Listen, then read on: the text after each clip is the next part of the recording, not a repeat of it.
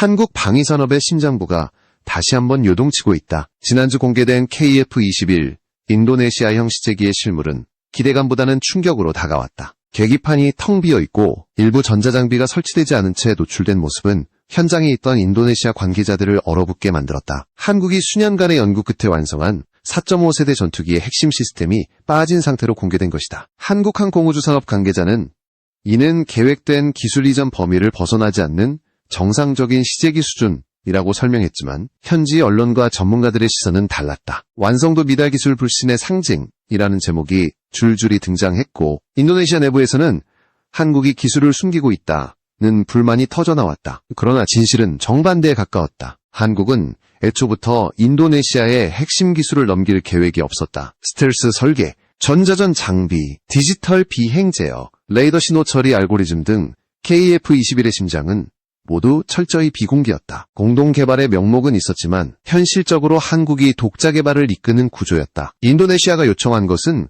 완전 한복제형 전투기에 가까웠고 그 과정에서 기술 유출 위험이 반복적으로 제기됐다. 결국 한국은 디지털 비행 제어 시스템, 전자광학, 타겟팅 포드, 일부 항전 장비만 허용하고 나머지는 모두 제한했다. 이는 공동개발이 아닌 기술협력 수준이라는 의미였다. 문제는 그 이후였다. 2017년 이후 인도네시아는 전체 개발비의 20%를 부담하기로 했음에도 불구하고 납부를 중단하거나 지연하며 한국을 난처하게 만들었다. 해마다 찾아오는 분담금 납부 시한이 다가올 때마다 경제사정 악화, 정권 교체로 인한 재검토 같은 이유를 내세웠고 한국은 그때마다 기다렸다. 그러나 납부는 이루어지지 않았다. 심지어 현금 대신 식량이나 천연자원으로 대체하자는 비상식적인 제안까지 했다. 한국 입장에서는 공동개발국이 아니라 무임승차국을 상대하는 기분이었다. 개발 일정은 흔들리고 프로젝트의 신뢰도는 점점 떨어졌다. 그럼에도 한국은 관계를 끊지 않았다. KF-21이 단순한 한 나라의 전투기가 아니라 아시아 항공산업의 자존심이 될 수 있다는 믿음 때문이었다. 하지만 인도네시아는 그 믿음을 저버렸다. 납부 지연뿐 아니라 내부적으로는 프랑스의 라팔, 러시아의 수호이, 심지어 미국의 F-15X까지 검토하며 한국을 압박했다. 한국이 분담금 지급을 재촉할 때마다 우리에겐 다른 선택지도 있다는 식의 태도를 보였다. 결국 이런 행동은 양국 간 신뢰의 균열로 이어졌다. 2024년에는 사태가 폭발했다. 한국 수사당국이 KF-21 기술 유출 의혹과 관련된 압수수색을 실시했고 그 과정에서 인도네시아 기술 인력이 연루된 정황이 드러났다. 이 사건은 그동안 억눌러온 불신을 폭발시켰다. 공동개발이라는 단어는 종이 위의 문장으로만 남았고 한국은 더 이상 인도네시아를 같은 개발 파트너로 볼 수 없게 되었다. 그러나 아이러니하게도 인도네시아는 여전히 협력 중이라는 이미지를 만들고 싶어 했다. 현지 언론은 한국과의 관계는 정상적이다. 시제기 조립이 순조롭게 진행 중이다. 라고 보도했다. 공군 참모총장까지 나서서 우리는 이미 KF-21 전투기 경납고를 건설 중이다 라고 언급했다. 하지만 현실은 달랐다. 분담금 미납과 기술 유출 사건이 겹치며 신뢰는 완전히 무너졌고 한국은 원칙을 분명히 했다. 핵심 기술은 사업 종료 이후에도 절대 이전하지 않는다. 이제 인도네시아 내부에서는 위기감이 커지고 있다. 사우디아라비아, 말레이시아, 필리핀 등 여러 국가들이 KF-21 도입 의사를 공식적으로 타진하자 이러다 사업에서 완전히 배제되는 것 아니냐는 불안이 확산된 것이다. 현지 전문가들은 한국이 이미 독자 개발이 가능한 수준에 도달했다며 인도네시아의 지분은 명목상 존재할 뿐이라고 지적한다. 실제로 인도네시아의 지분율은 20%에서 7.5% 그리고 최근에는 5% 수준으로 축소되었다. 한국 입장에서도 이제는 달라졌다. 예전처럼 파트너의 눈치를 보지 않는다. 한국은 이제 세계 전투기 시장의 새로운 중심으로 떠오르고 있고 KF-21은 그 상징이다. 이제 남은 것은 누가 진짜 파트너인가? 라는 질문뿐이다. 그리고 그 답은 이미 명확해지고 있다. 한국은 더 이상 인도네시아에 매달리지 않는다. 오히려 인도네시아가 한국에 손을 내밀고 있다. 이 극적인 역전의 서막, 그것이 바로 KF-21의 진짜 이야기의 시작이다. 인도네시아가 약속을 저버리고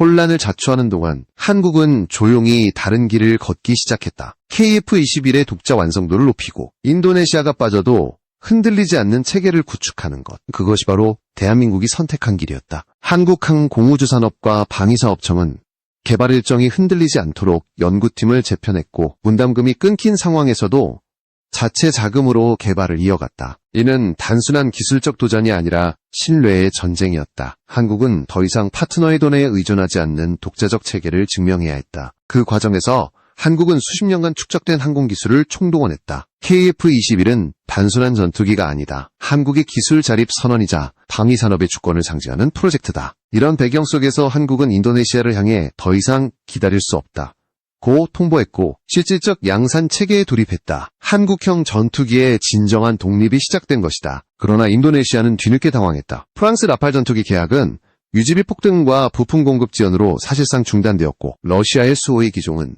서방 제재로 인해 운용 자체가 불가능해졌다. F-15X 역시 미국의 정치적 조건에 가로막혔다. 결국 인도네시아는 자신들이 한국과의 협력을 이루면 얻을 수 있는 게 없다는 사실을 깨달았다. 인도네시아 언론은 갑작스럽게 태도를 바꿨다. 한국과 다시 손잡아야 한다. KF-21은 인도네시아가 포기할 수 없는 미래다.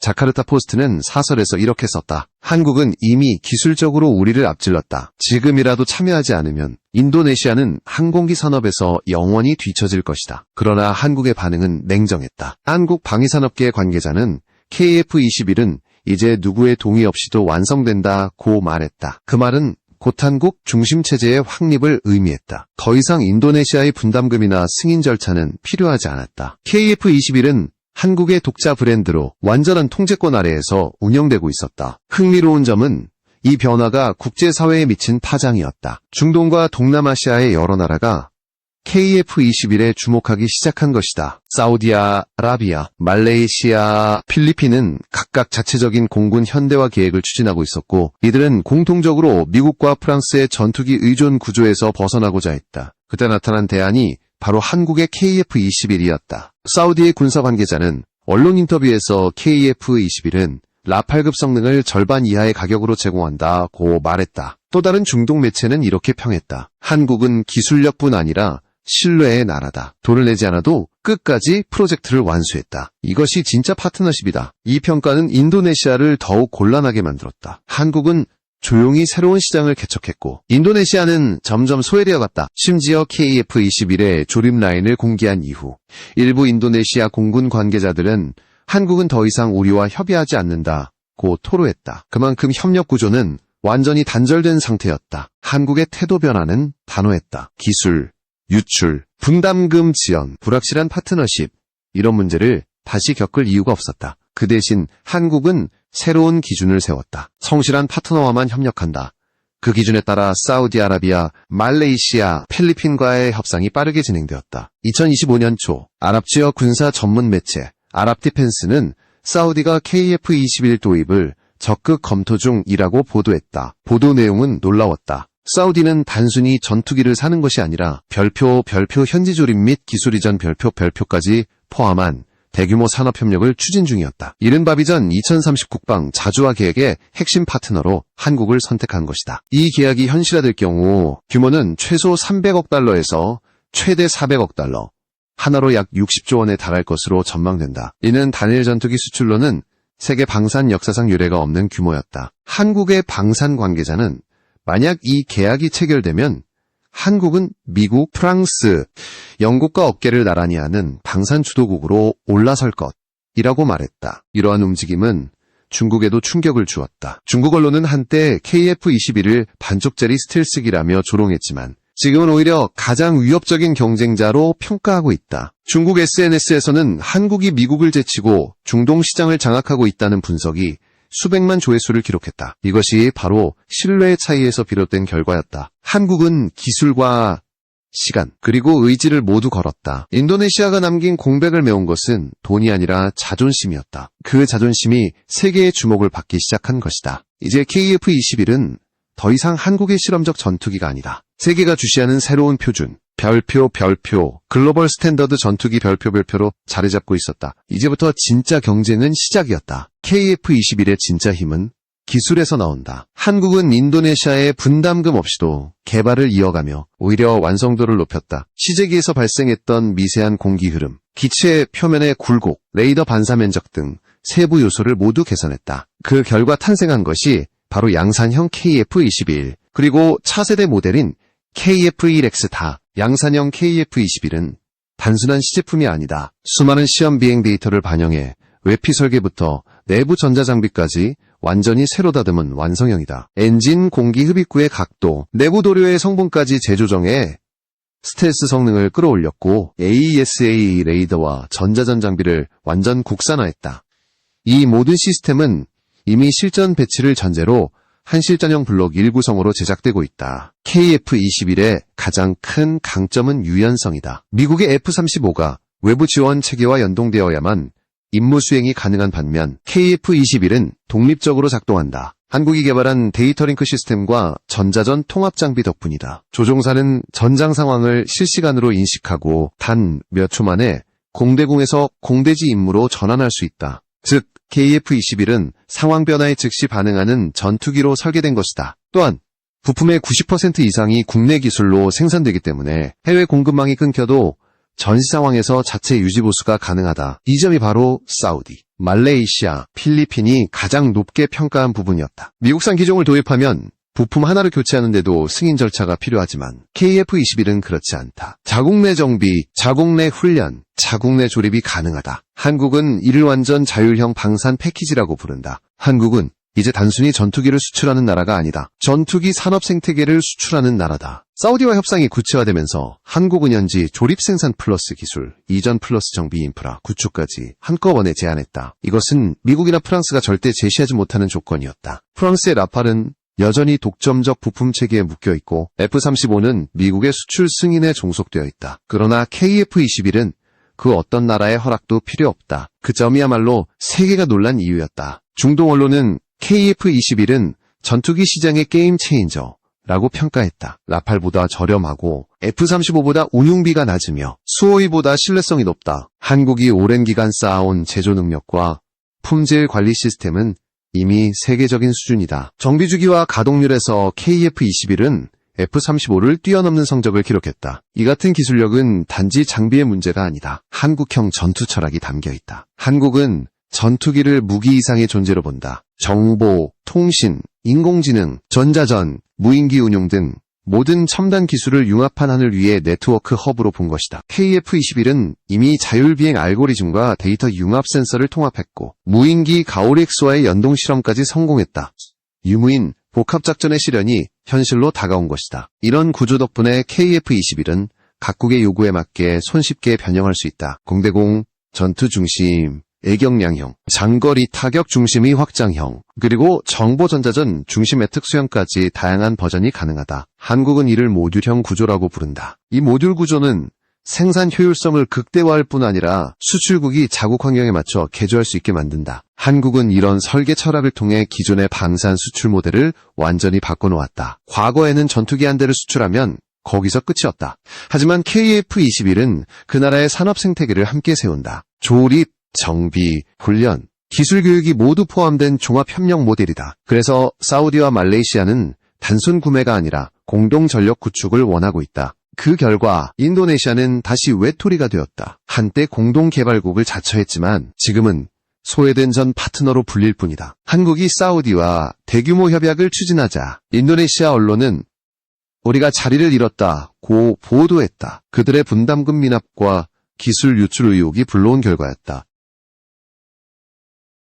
이제 국제 무대에서 KF-21 은밀을 수 있는 대안으로 평가받는다. 미국과 프랑스의 독점 구조를 깨뜨린 최초의 아시아 전투기. 세계 언론은 KF-21을 두고 메이드 인 코리아의 새로운 얼굴이라 불렀다. 단순히 싸고 효율적인 전투기가 아니라 국가 신뢰도를 상징하는 브랜드 무기가 된 것이다. 그리고 그 배경에는 하나의 원칙이 있었다. 기술은 팔 수 있지만 신뢰는 팔 수 없다.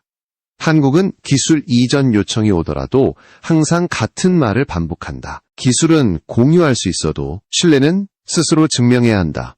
이 원칙이 바로 한국을 다른 나라들과 구분짓는 힘이다. KF-21의 성공은 단순한 수출 실적이 아니다. 한국이 세계 방산의 질서를 바꿨다는 선언이다. 라팔과 F-35, 수호위가 나누던 하늘의 패권이 무너지고 있다. 새로운 세력이 등장했다. 그 이름은 별표 KF-21. 보람의 별표 그리고 그 중심에는 한국이 있다. KF-21의 성공은 완성에서 끝나지 않는다. 오히려 그것은 새로운 시작이었다. 한국은 블록별 진화 전략을 세워 KF-21을 4.5세대에서 6세대 개념으로 끌어올리는 로드맵을 공개했다. 현재 실전 배치가 예정된 별표 블록 별표는 공대공 전투 중심이다. 국산 AESA 레이더, 전자전 장비, 외장형 표적 포드 기반의 임무 수행을 중점으로 한다. 2단계에서 한국은 이미 자율비행 제어와 실시간 데이터 융합 시스템을 구현했다. KF-21은 공중전에서의 탐지 추적 교전 순환 속도를 기존 4세대 전투기의 절반 이하로 단축시켰다. 즉, 적을 먼저 보고 먼저 쏘는 전투기. 이것이 블록 1의 존재 이유다. 하지만 진짜 도약은 별표 블록, 이 별표부터 시작된다. 2027년 상반기부터 적용될 블록 2는 공대지 공대함 능력을 본격적으로 확장한다. 국산 정밀 유도 폭탄, 장거리 공대한 미사일, 복합 센서 네트워크가 통합되며 다양역 타격이 가능해진다. 또한 내부 무장창 설계가 도입돼 스텔스 성능을 실질적으로 끌어올린다. 이는 F-35와 유사한 개념이지만 한국식 효율성과 유지비 절감을 결합한 모델이다. 블록 3와 그 이후의 별표 KF-21X 별표 파기는 완전히 다른 차원이다. 이 단계에서 한국은 내부 무장창, IRST, 적외선 탐지 추적 장비, MAWS, 미사일 접근 경보 시스템, 그리고 별표 덕컴, DCOM, 별표이라는 능동 방어 체계를 통합할 예정이다. 덕컴은 미사일이 접근할 때 레이저로 적의 시커, 추적 센서를 무력화하는 고출력 광학 대응 시스템이다. 헬기 수준에서 이미 실사격 검증을 마쳤으며 전투기 탑재형으로 경량화와 열관리 기술이 개발 중이다. 이 기술은 전 세계 10개국만 보유한 최첨단 방어 체계다. 한국은 2014년부터 덕컴의 연구를 시작해 2018년 실용화에 성공했다. 수리온 헬기에 탑재된 국산형 덕컴은 고속 기동 중인 적 미사일을 탐지 추적, 차단하는 데 성공했다. 이후 2023년에는 양산형 테스트를 완료했고 2030년대 초반 KF-21 탑재형으로 발전시킬 계획을 확정했다. 이로써 한국은 단순한 스텔스뿐 아니라 공격을 무력화하는 방어 스텔스 개념을 현실화하고 있다. 블록 3에는 또 하나의 혁신이 있다. 바로 다중 센서 융합 아키텍처다. KF-21의 레이더와 전자전 장비, IRST 센서, 광학 분산 센서를 통합한 이 시스템은 전장 데이터를 한눈에 제공한다. 조종사는 적의 위치, 발사 방향, 위협 수준을 한 번의 시각 인터페이스로 확인할 수 있다. 이것은 F-35가 자랑하는 핵심 기능과 같은 수준이며 일부 분야에서는 더 빠르다. 한국형 시스템은 미국의 통제 네트워크 없이도 완전 자율 운용이 가능하기 때문이다. 이러한 기술 진화는 단순히 센서나 장비의 문제가 아니다. 그 뒤에는 한국의 방위산업 구조 혁신이 있다. 국산 AESA 레이더를 개발한 한화 시스템, 항전 장비를 담당한 LIG 넥스원, 기체 생산을 맡은 한국항공우주산업 등 각 기업이 하나의 유기적 네트워크로 연결되어 있다. 이 통합 구조 덕분에 부품 호환성과 업그레이드 속도가 비약적으로 빨라졌다. 현재 한국은 블록 1 기준으로 40대의 양산 물량을 확보했고 2026년부터 2028년까지 순차 납품할 예정이다. 같은 시기에 하나 시스템은 AESA 레이더 40대를 공급하며 KF-21의 첫 실전 배치를 지원한다. 이 일정은 F4, F5 퇴역 공백을 KF-21으로 메우려는 공군의 계획과 맞물려 있다. 즉, 한국은 이미 기존 세대 오른쪽 화살표 차세대로 넘어가는 전력교체의 교두보를 완성한 셈이다. 이제 KF-21은 단순한 전투기가 아니라 기술 진화 플랫폼이 되었다. 각 블록이 독립적인 업그레이드 체계를 가지고 있어 한번 도입한 나라라도 지속적으로 최신 성능을 유지할 수 있다. 한국은 이를 지속 진화형 전투기 모델, 이라고 부른다. 이 모델은 기존의 정형적 개발 방식을 완전히 뒤엎는다. 과거의 전투기들은 개발이 끝나면 발전이 멈췄지만 KF-21은 계속 진화한다. KF-21의 진화 방향은 이미 6세대의 문턱을 향하고 있다. 인공지능 조종보조 시스템, 유무인 복합 비행 알고리즘, 그리고 전자기 펄스, EPM, 기반 지향성 에너지 무기까지 이 모든 기술이 KF-21을 기반으로 실험되고 있다. 한국은 이를 통해 보람에 플랫폼을 2030년대 초차세대 전투기 프로그램으로 확장할 예정이다. 이 과정에서 주목할 점은 데이터다. KF-21은 비행 중 수집되는 모든 데이터를 실시간으로 전송하고 분석한다. 이 데이터는 공군의 전술 AI 시스템에 입력되어 다음 세대 전투기의 설계 자료로 활용된다. 즉, KF-21은 자신이 다음 세대를 만들어가는 자기 진화형 전투기다. 이제 세계는 한국의 로드맵을 주목하고 있다. 과거 F-16을 공동 개발하며 기술을 배우던 나라가 이제는 스스로 새로운 세대를 설계하고 있다. 그 중심에 있는 것이 바로 KF-21 블록 시리즈다. 한국은 이제 선언한다. 우리는 4.5세대에서 머물지 않는다. 우리는 다음 세대를 만든다. 이 한 문장이 바로 대한민국 항공산업의 자신감이다. KF-21은 이미 그 길을 걷고 있다. 스텔스, 전자전, 더컴, 인공지능. 이 모든 기술이 한 기체 안에서 진화하며 세계가 인정한 새로운 전투 철학으로 자리 잡고